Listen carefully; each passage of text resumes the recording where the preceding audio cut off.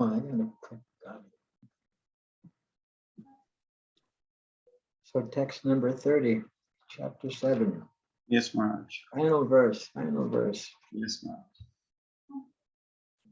Sadi bhutadit daivamam sadiyagyam cha yevidu prayana kalepi chamam devidu yukta chetasa.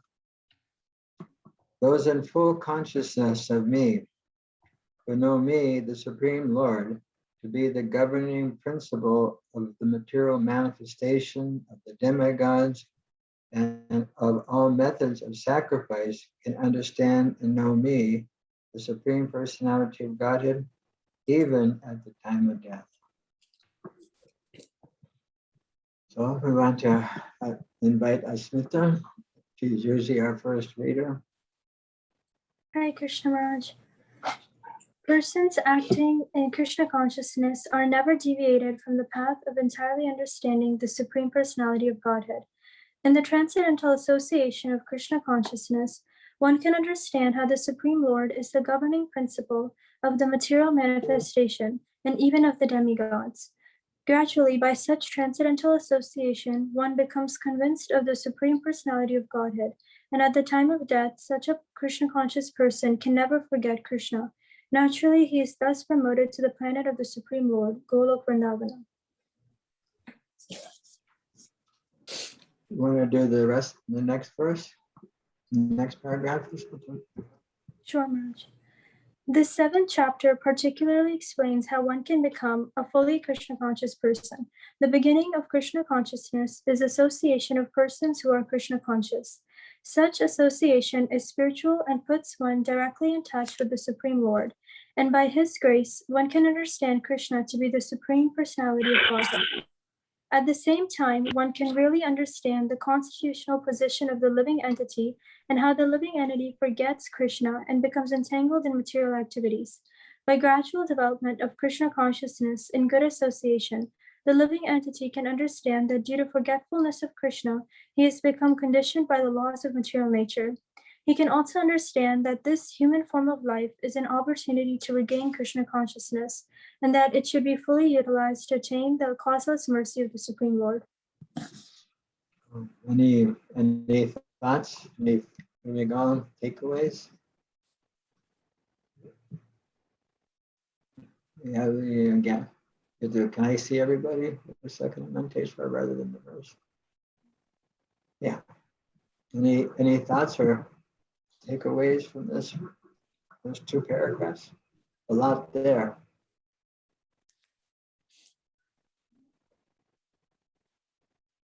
Maharaj, Prabhupada starts the purport saying that person acting in Krishna consciousness are never deviated from the path of eternally understanding Supreme Personality of Godhead. So Prabhupada makes it very clear that if you want to know who is the Supreme Personality of Godhead, you have to be in this consciousness, you have to be in this moment. Yeah, it's stated like that. Persons acting in Krishna consciousness are never deviated from the path of entirely understanding the Supreme Personality of Godhead. He explains how that done is it is a transcendental association of Krishna consciousness that one can understand Lord Krishna as the governing principle of the material nature manifestations of the demigods. It's all due to association, according to this. Gradually, by such a transcendental association, one becomes convinced of the Supreme Personality of Godhead. And at the time of death, such a Krishna conscious person can never forget Krishna. Naturally, he thus produced proponents of the planet of the Supreme Personality, of the Supreme Lord and Vrindavan. This is one thing, actually, it's also the second part of the paragraph. The second paragraph also confirms this, that in the beginning, in the Krishna consciousness actually is dependent upon the Vaishnavas in many, many ways. Vaishnava Seva, or service to the Vaishnavas, and getting that association, the persons who are Krishna conscious. Prabhupada says here puts one directly in touch with the Supreme Personality of Godhead. Today on my WhatsApp message, I was quoting a little something from His Holiness Satchidananda Maharaj's Living Holy Name, the Living Holy Name book. It's a book on chanting Hare Krishna. And he was describing that there's many statements in our tradition about the necessity of a spiritual master. And the necessity of the spiritual master is very, very important. But we should not forget that the spiritual master, the guru, is the transparent via media to Krishna. In other words, the door that the spiritual master has is clear. It's a transparent opening. And we can actually see Krishna through the association of the Vaishnavas. And we can actually directly associate with Krishna through the what would you say, the potency of the disciplic succession. We don't want to confuse this with, as I was saying today, we don't want to confuse this with assuming we have some particular direct role with Krishna outside of, these are known as Prakrita Sahajas. They have a, what would you say, artificial understanding of the relationship with Krishna, or they pretend to have a relationship with Krishna in one of the different active roles, servitorship, friendship, rental, conjugal, and they tend to act upon that in an artificial way. So we don't want to artificially neglect the relationship, but we want to see that relationship is directly guiding us to Krishna. By the mercy of Krishna, one gets Guru, and by the mercy of Guru, one gets Krishna. So this association is so important. We cannot deny the importance of association. Something else from this, the second paragraph, both paragraphs are full of stuff. You can find someone with some thoughts or some takeaways.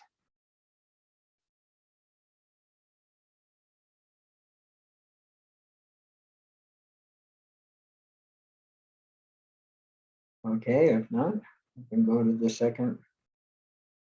third paragraph. Our normal reader is not here, so we have our third place reader, Nanette.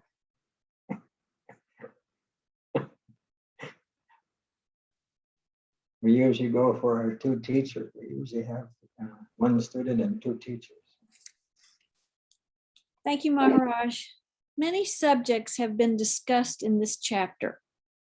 The man in distress, the inquisitive man, the man in want of material necessities, knowledge of Brahman, knowledge of Paramatma, liberation from birth, death, and diseases, and worship of the Supreme Lord. However, he who is actually elevated in Krishna consciousness does not care for the different processes. He simply directly engages himself in activities of Krishna consciousness and thereby factually attains his constitutional position as an eternal servitor of Lord Krishna. In such a situation, he takes pleasure in hearing and glorifying the Supreme Lord in pure devotional service. He is convinced that by his doing so, all his objectives will be fulfilled. This determined faith is called Dridhavrata, and it is the beginning of Bhakti Yoga, or transcendental loving service. That is the verdict of all scriptures. This 7th chapter of the Bhagavad Gita is the substance of that conviction. Dridhavrata, a strong determination. Strong determination is there. The one who practices Krishna consciousness. There's one place in the Gita where Srila Prabhupada explains that in the beginning, one may have to act as if in military discipline. kind of a heavy statement in one of the purports. I don't remember exactly what's at, but that, in other words, like, because we're so conditioned in this material world, just like the mind has a default position. The default position is just chanchala, it's flickering. It goes here and there. It practically, as Arjuna said, it's so difficult. It'd be easier to control the wind than it is to control the mind. And so the default position of the mind is just to wander and wander and wander.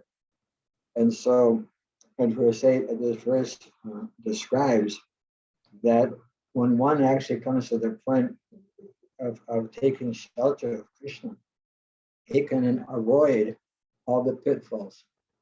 He can avoid all the pitfalls of the material energy and actually come to the proper constitutional position in relationship with Krishna. And so that Vritta Vrata, that determined faith,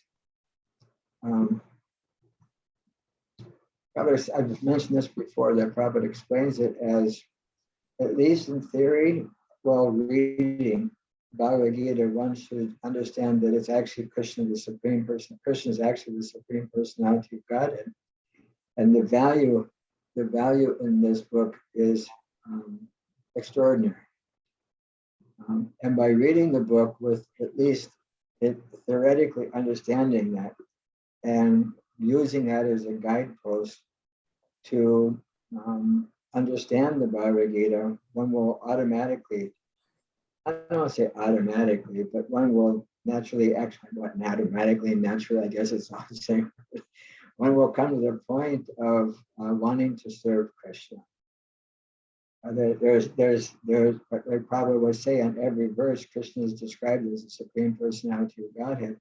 Yet some people want to take that position away from him. So, and in the beginning of Bhakti Yoga, that Vritta Vrata is there, and that Bhakti Yoga is described as transcendental loving service. So Prabhupada here at the end says, that is the verdict of all scriptures. And that's described in the 15th chapter of the Gita, that it's described, I'll read the verse from the 15:15, where it says that I am seated in everyone's heart, and from me comes remembrance, knowledge, and forgetfulness. By all the Vedas, I am to be known. Indeed, I am the compiler of the Vedanta. Vedanta means the end of knowledge. And I am the knower of the Vedas. So Krishna actually is a knower. He's actually where the Vedas are coming from. And Krishna will give us that ability to, just like we can forget our relationship with Krishna, or we can remember our relationship with Krishna. And so that all comes from the Supreme Personality of Godhead, especially from that faithful reading. The beginning is faith, adosha. Without faith, what does it say? Faith of the person has no bearing in this, and no place to stand within this material energy. Any other points from this verse in purport? Yeah, Nanteshwar. Maharaj, Prabhupada talks about in such Where? he says in the middle of the paragraph, he says he simply directly engages himself in activities of Krishna consciousness and thereby factually attains his constitutional position as an eternal servitor of Lord Krishna. So generally the word servant or servitor is not taken in a healthy spirit. So a servitor doesn't take him as a good. If I'm the servant, then I'm not a very good person. generally, huh? Generally, that word people don't like to call themselves as servants of someone. Yeah. So how do we understand that serving Krishna is much more superior and best than being a normal servant for anyone else? most people that have a good, if you have a good boss, if you got a good boss, then you're happy in your position. And if you have a bad boss, you're not happy in your position.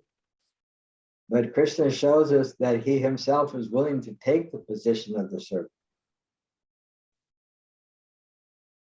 Krishna took the position as because if you go to India, most people well, maybe nowadays some people don't have a driver, but most people in India, when I first went there, if you owned a car, you owned a driver too. I mean, not you owned the driver, but you had a driver. And you say, driver, hey. Driver, hey, driver, go. Ciao. Hello.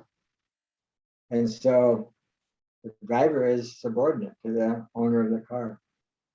But here Arjuna is telling Krishna, please take my chariot on. The driver, hey, he doesn't call Krishna.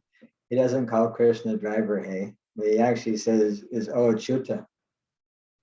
He says, oh, infallible one, please draw my chariot so I can see who is willing to fight. So Achyuta means infallible.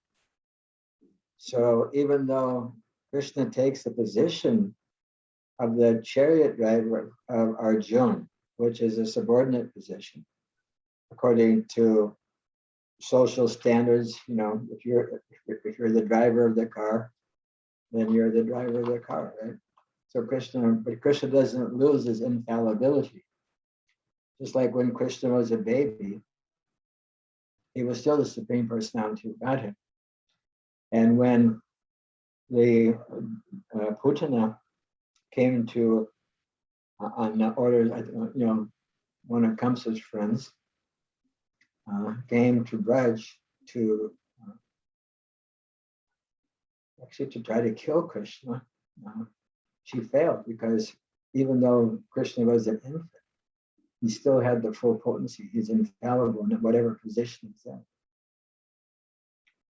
And so we can say that how do we understand on this level? I know many people that have difficulties. Maybe Nanette can add to this in her profession. If some people are not grateful, they have a good position in social life, and they think that they are the owners of everything, and nothing can touch them. They're above the law. A lot of times they're sent to help the needy as a way to understand their position. I saw one. What was it? It was like a YouTube thing. The brat of Beverly Hills.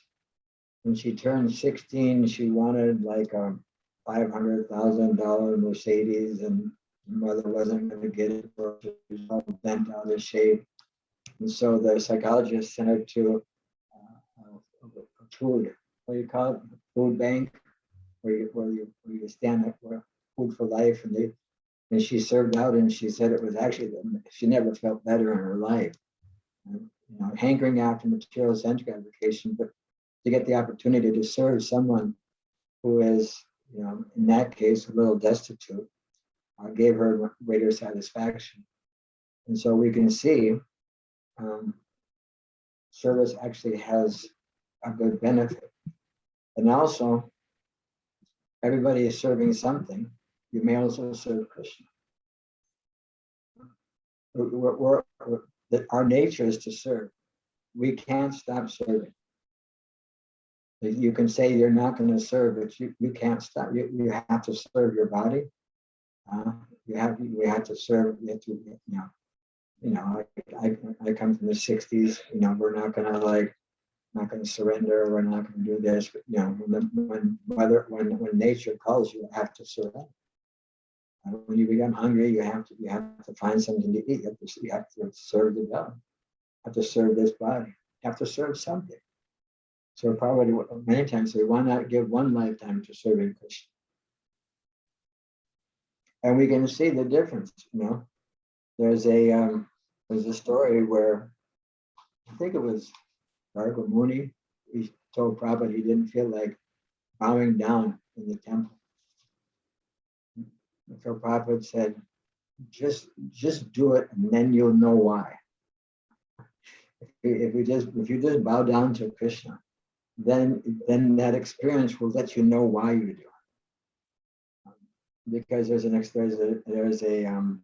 example in the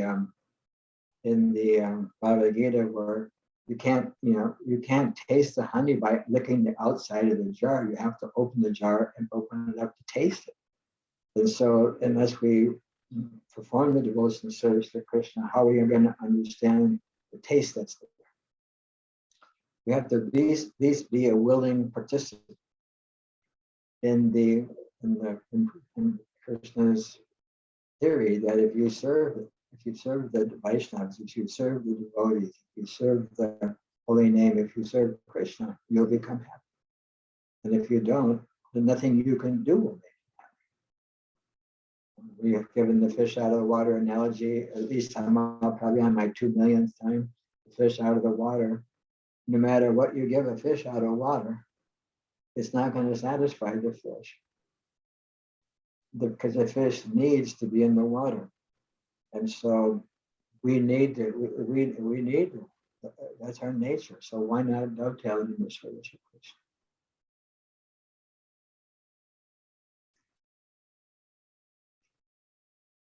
Yeah, I'm the servant. And Lord Chaitanya said, I'm the servant of the servant of the servant of those who serve the damsels of Braj. And so many times removed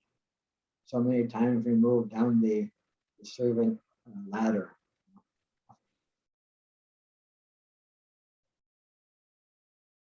So we don't want to mix it up. We want to keep it steady.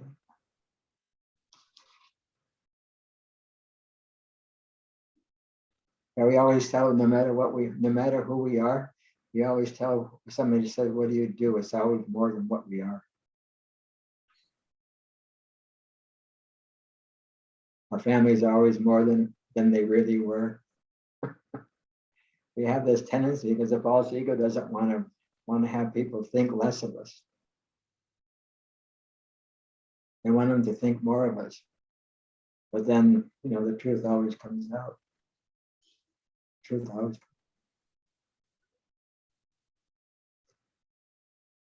Some more takeaways, more reflections from this.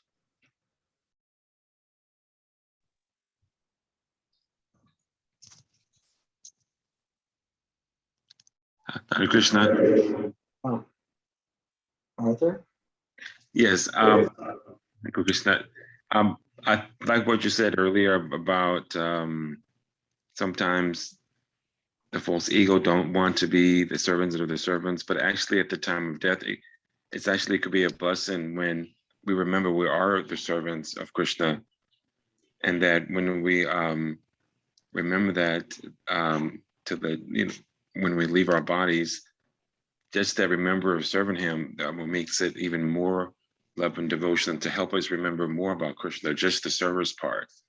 So I guess what you're saying, that being the service mode does help immensely, even at the time of death, because I don't want to be in a rebellious state when I'm dying, But I think what you say goes hand to hand to what this verse is saying, being in the mode of servanthood. So being a servant mode of the servanthood is actually a blessing. Yeah, if we know that Krishna is the Supreme Lord and the governing principle of that material energy and the demigods, and sacrifice anything that we do is meant for Krishna, can know the Supreme Lord even at the time of death. The moment of death, of course, I don't remember the last time that happened, but we know from scripture, and we know from people that have near-death experiences, and literally our whole life flashes before us. And wherever our yam yam vapi smaram bhavam jagyatyante kale, whatever state of consciousness we're in at the time of death, that state we're going to attain without. That is in the next chapter. In verses 4, 5, 6, 7, 8, there's a whole series. First is a few verses of questions from Arjuna and a series of answers by Krishna. So that's good. Yeah, we don't want to. We're already in a rebellious state. We want to de-rebel ourselves, and we want to get on the good side of Krishna, on the good side. Name in the good book. Pushpanjali, before you have a question. No, Maharaj. Hare Krishna, Maharaj. I just wanted to say I really liked your points, how you explained this verse. So first about the association, then our eternal position and how we should do that with determination. Today we were reading Chaitanya Charitamrita, and it was the same concept of how even Lord Nityananda feels himself as servant. Even Advaita Acharya, he wants to be servant of Lord Chaitanya, and the Lord himself wants to experience that, the experience of being a devotee, of being the servant of the Lord, and he comes down and, just to experience that. I mean, this false ego thing, it resonates so much. I mean, they want to become servant, but when you see, even the greatest personality, they want to be servant and they want to experience that. That honey example is also very apt. I mean, I cannot experience the joy of being in that humble, in that servant mode. That's why I don't want to be. But these points are very good, to have that association, to engage in devotional service, and to be determined, to be able to experience that honey, to know that. So very good summary of the chapter, Maharaj. Thank you. The verse is the summary. The verse is the summary of the chapter, and the purport is also. I would often say, if the politician is going out canvassing for votes, saying, "I will serve you better than this person will serve you. I'm a better servant. My way of understanding is better than this person's way." So, even the topmost they're all sometimes probably say they get a PhD. Then they go door to door. I'm a pedigree. I should get this job. I should get that job. I'm not an ordinary, so I have access to this. And so there's so many examples like that. It's a nice summary. You're right, Pushpan. Very, very nice summary. Any other takeaways or reflections from our esteemed group? None of that. Well, I think the word serve and servant, although it's the same thing, I'm attached to the word. I guess I'm attached to the word just to serve. And in the Kabbalah Center, we used the word share. It was never service. That kind of wasn't the word, but it was really the same thing. It was just sharing, always sharing, always doing something for someone. It was just a different term. And I think what I really like about, I guess I never connected, being in service as necessarily feeling like a servant. But what I really like that you said that states here is that the service is reciprocal with Krishna. I mean, if you serve Krishna, basically Krishna's going to turn around and serve you. And I think I like that idea. It sort of takes away from, I don't know, any negative connotation about, being a servant. And I do like the humble. I just have an image of, all of the people lining up. Well, I'm a servant of that servant, and I'm a servant of that servant, and I'm a servant of that servant, and I'm a servant of that servant, and just kind of seeing the lineage of of that go through is just, it's a beautiful thing. It's a beautiful image, to be the servant of that servant, who's the servant of that servant, who's the servant of that servant, and so forth. So I like the reciprocal, I just like the reciprocal association with Krishna. And I like the ladder, the ladder effect. Yeah. I just like to make one point, is that Krishna's already serving even those who don't want to serve him. Mm-hmm. Krishna's providing light. He's providing water. He's providing. He's already doing so many more things for those, even for those who reject him, even for those who deny his existence. Just imagine he denies this to somebody, but that person continues to serve.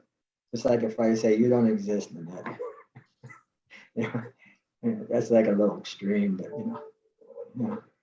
yeah. But you continue to be benevolent as Krishna. Just like we have that word omniscient, omnipotent, so omnibenevolent. That even if we reject him, still Krishna remains our provider. He continues to provide for us even in our rebellious state. I think it was Arthur that brought up being a rebel. Don't want to be a rebel. Don't want to be causing a ruckus at the time of death. But we're doing it now. And Krishna is already providing so much. So why not serve someone who is so selfless? And even though you're the Supreme Personality of Godhead, he agrees to become the child. He agrees to become the friend. He agrees to become, the chariot driver of Arjuna. In so many different instances, Krishna has those what would you say, pastimes or relationships with different individuals.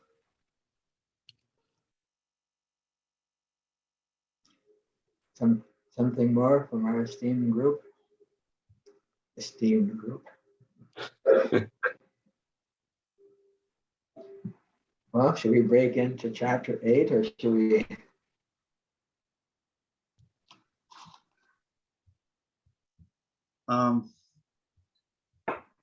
Maharaj, in this purport is the entire summary of the chapter. I wanted to ask you that, if you can just gaze over, what do you think our attitude should be when we go through this chapter, especially chapter 7? The attitude? Yeah. What should our attitude be towards this chapter? Yeah. Krishna's introducing bhakti. Krishna, of course, bhakti's been introduced even in the second chapter. And but this is the beginning of the bhakti section. And the point that Krishna brings is that he's going to tell Arjuna how he can actually understand Krishna without a doubt. Now, this is stated in the end of the 15th chapter, Yomam Eva Masangmudo Gyananti Purushottamam, that one who understands me to be the Supreme Personality of Godhead without a doubt is to be understood as one who knows everything.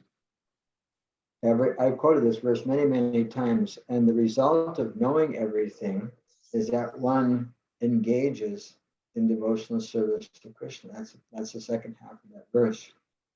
And so Krishna's not just going to live in this chapter, doesn't limit it just to the spiritual side of it, but he also includes understanding his connection to the material energy.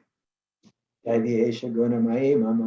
those verses that are there, and it lets us understand how rare it is to come to the point of understanding, Krishna. I mean, understand, it's such a rare position to come to the point out of many millions of people who are searching. Hardly one knows Krishna to be the Supreme Personality of Godhead.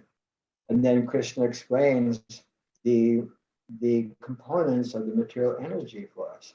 He lets us know that the whole composition, the earth, water, fire, air, ether, mind, intelligence, and then he lets us know that we as spirit souls are actually, what would you say, higher than the material energy, but are now placed within that material energy, and that we find that there's no truth which is actually superior to Krishna. No matter where we look, we can find no greater truth than actually Krishna.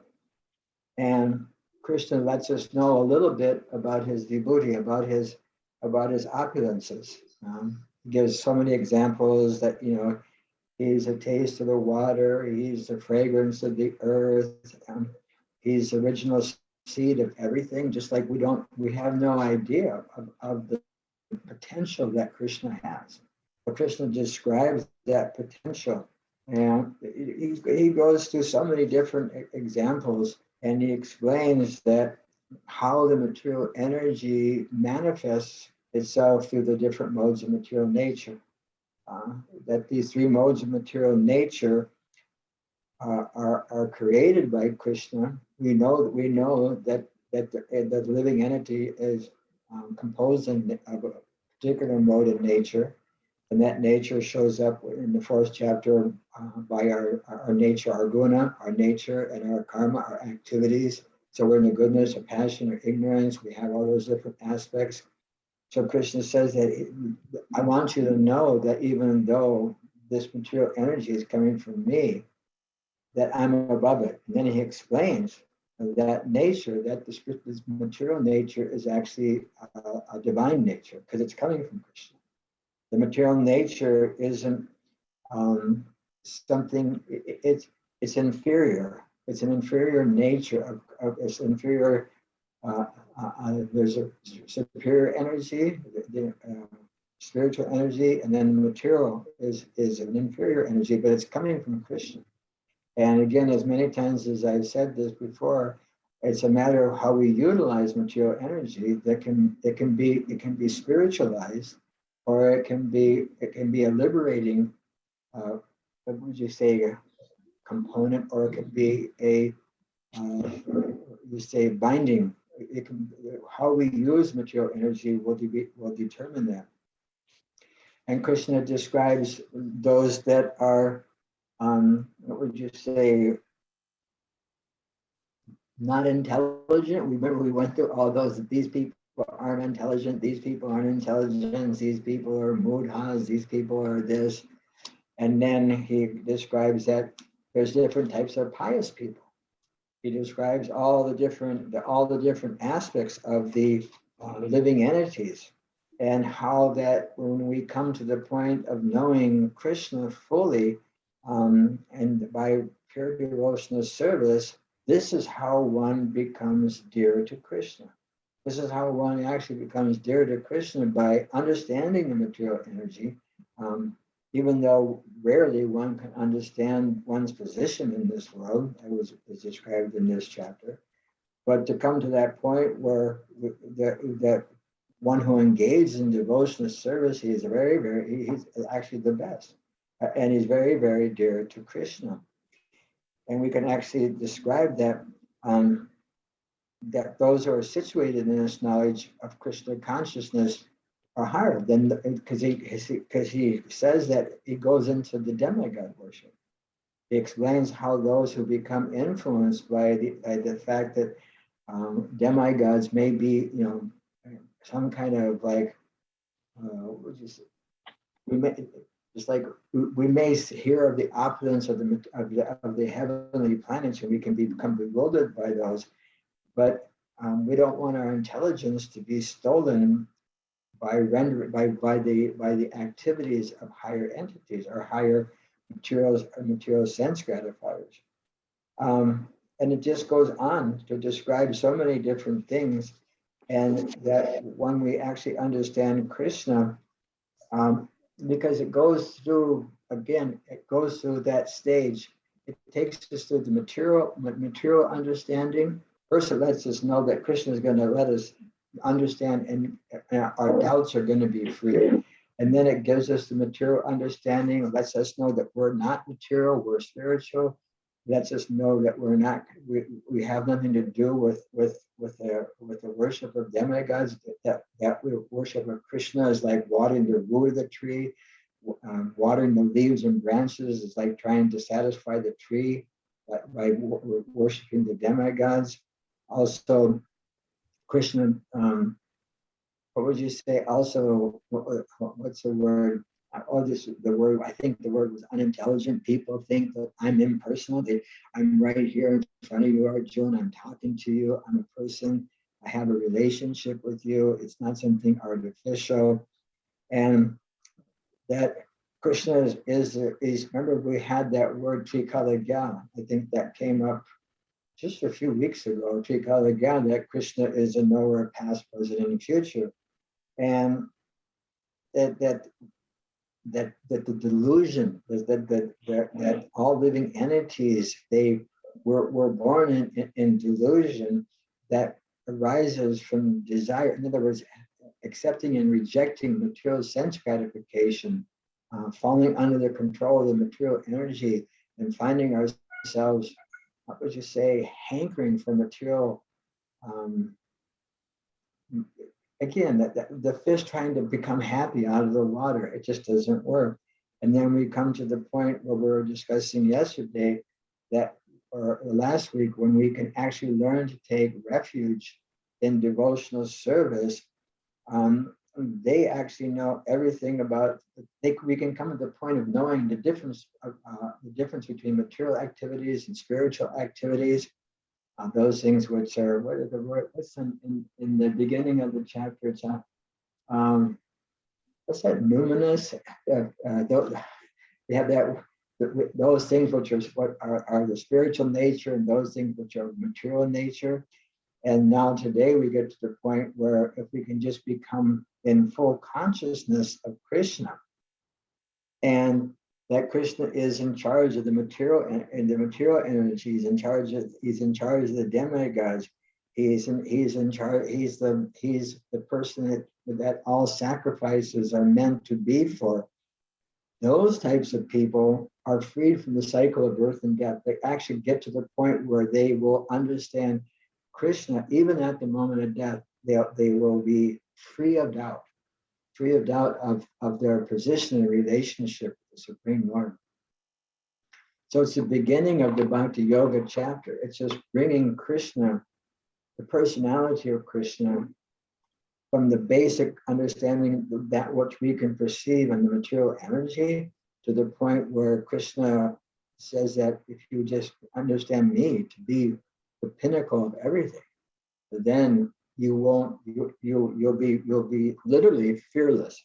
Without that, we're always fearful.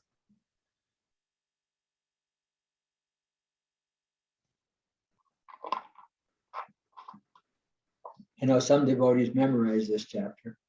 You memorize the whole chapter. 7th chapter is a memorizing chapter. One good thing, it only has 30 verses. And I mean, some chapters, like 12 has 20, some have 28. And so that's a little summary of the chapter. In other words, how Krishna goes through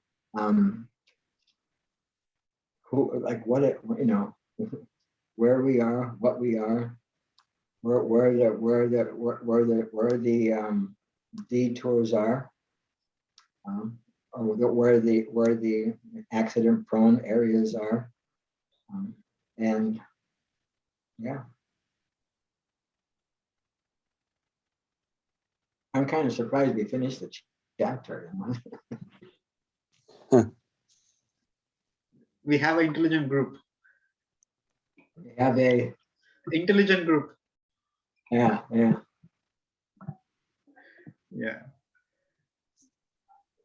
Yes, Maharaj.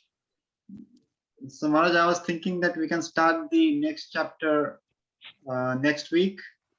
Okay. And since we have some time, I wanted to open for question answers.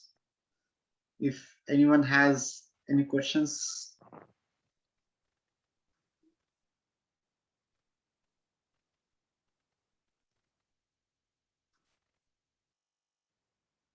Maharaj, I'll ask one. What are the other chapters that devotees tend to memorize besides 7? For me, I don't usually memorize the whole chapters. But there's a little booklet that's out 108 verses from the Bhagavad Gita that Prabhupada quoted most often.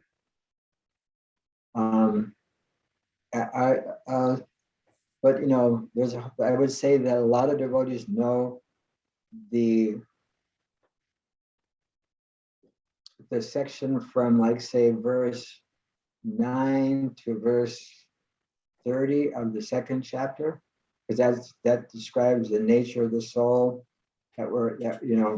never was. First of all, why are you lamenting over something that's not worthy of grief? The wise don't lament over the living or the dead, because we're not the body, we're the soul inside. The body has nothing to do with it. And Krishna explains that we existed in the past, we're existing now, we're existing in the future. He gives an example of how we're already changing bodies in this lifetime, from childhood to youth to old age. And so we're already reincarnating.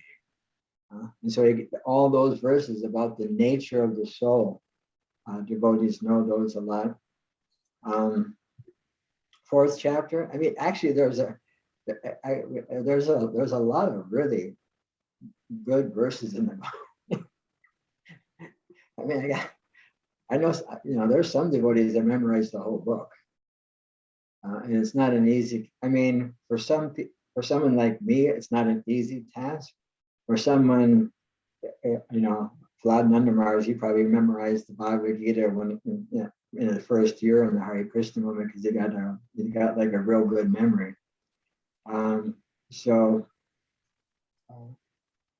Yeah, I don't know. I mean, chapter 15, a lot of people, Purushottam Yoga, and everybody's favorite, chapter 16, which talks about like the evil element or the evil nature. We don't usually memorize those verses. We just like to read them because it talks about what all the things we have to overcome. But I can see if I can get that little booklet if it's still in print. Of the essential verses that Prabhupada quoted so much in the Bhagavad Gita, and Prabhupada knew a lot of verses. I mean, a lot, not just Gita verses. He knew so many from the Upanishads and the Puranas. He knew a lot of prominent verses that are there. A lot of prominent Bhagavatam verses and stuff like that. And the main thing is to know the essence of the chapter. Just to know the essence. In other words, like all the fine memorization and stuff like that. It's good, to understand the meaning. I've told this group before. I had like 1999 or 2000. I was teaching in Mayapur, India, and I had a group of boys. I was a dorm teacher, or what we call ashram teacher, or the boys' ashram, or that was a boarding school. And so they needed someone to teach verses, or the Sanskrit verses, the Roman transliterations of the Sanskrit verses, because I don't know Sanskrit. And so they wanted me to teach the boys so many verses in a period. I think I probably told you this story before. And so we were learning a verse, Matrasparshas Kuntaya Sutsitosnas, that the so-called appearance of happiness and distress, and they're due to sense perception. Just like the summer heat or the cold of the winter, they just must be tolerated. And so the boys, I said, okay, tell me one time where you had to tolerate something. Use this first. I use this first. I think it's 14 of chapter 2. And O son of Kunti, the non-appearance of happiness and distress and their disappearance in due course of time are like the appearance and disappearance of the winter and summer seasons. They arise in sense perception, O scion of Bharat, and one must learn to tolerate them without being disturbed. So I told the boys, okay, let me know, bring this to life. Let me know sometime that you had to tolerate something. So I had about 14 boys, just maybe 10, 14 boys, 15 boys, and they went through all of this, and it's like right before break. It's literally right before break. And they all tell a story about how they had to tolerate. And after they all finished, I said, something's missing. And they said, what, Maharaj? And I said, of course, I give my joke. My name's not What Maharaj, my name's Vitabaji Maharaj. Yeah. And so they say, what? I said, no, if I tell you what's missing, then you'll forget what's missing. But if you figure out what's missing, then you'll never forget what's missing. All right? This is the Socratic way of teaching, right? And so they're sitting there, and then the bell for break goes off, and they're still sitting there. And you're going to see they're getting disturbed, right, just right from the verse, right? So finally, after like 4 or 5 minutes, one boy raises his hand, Mars, I know what it is. I said, what's that? He said, none of us told us when we all said when we had to tolerate something that was, what is it said here? Distress. None of us told us anytime we had to tolerate happiness. I said, okay, 15 minutes extra break. 15, because now you got the answer. So in other words, the thing is not to just memorize the verse, but know how to understand it and utilize it in our life, and how to share it with somebody else who is actually experiencing something in their life that this may help. That's what teacher means. Teacher means so that give them aids so that they can make it through this. It's not easy. Material energy is endlessly. It's just there's no end to this. What would you say? What do they call it? The maze. It's like the thing that the rat has to go through to find the food or whatever it is. There's no end. And so without spiritual guidance, without association, without these kind of things, we'll never get there. So better to know the meanings of the verses and apply that to our life.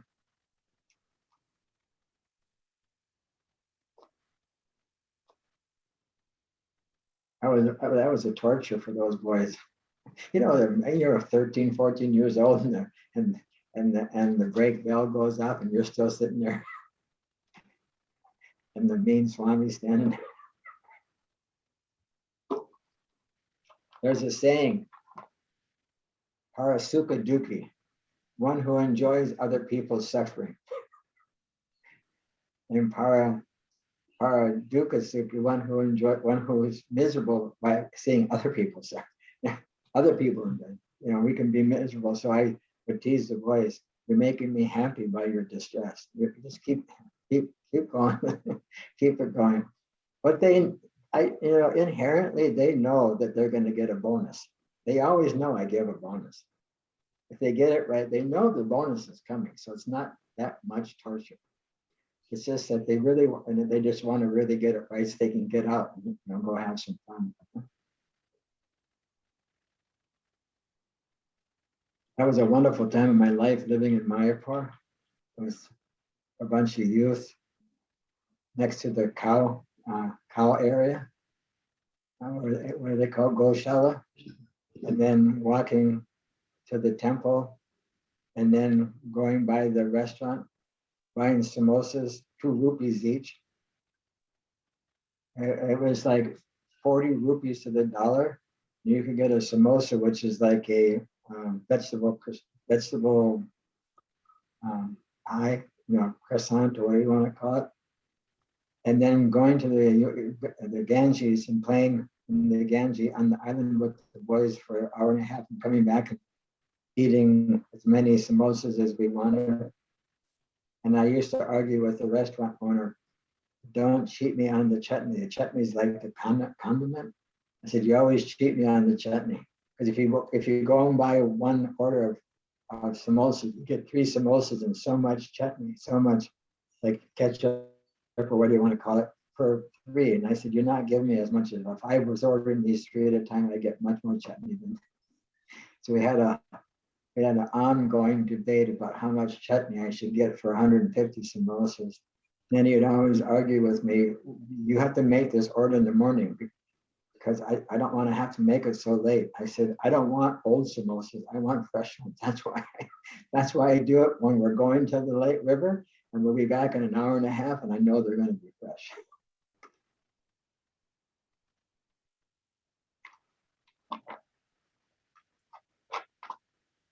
No old samosas for the boys, only fresh, only the best. Maharaj, it's so nice to hear. The boys are so lucky to have had you. I was lucky to have them, Rupa Manjari. I was very fortunate. Yeah, I don't want to play. It's like if you play the film back, there's high and lows, right? But it was really a wonderful opportunity to be born Vaishnavas, born devotees, and you get to care for them. Maharaj, we also very fortunate to have you.